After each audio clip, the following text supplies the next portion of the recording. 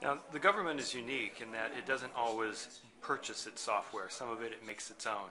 Now, for the software that it purchases, what sort of guarantees should be built in when procuring new software? Well, unfortunately, currently there is not many in there.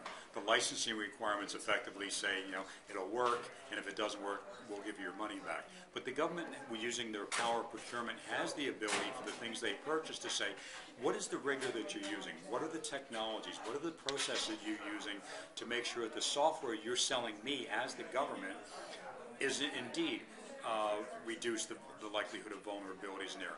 What certifications you can tell me that you've done source code analysis, that you've done the applicable pen testing, that you've actually put it in a systemic environment to where all the potential vulnerabilities that might exist have either been removed or mitigated in some sense.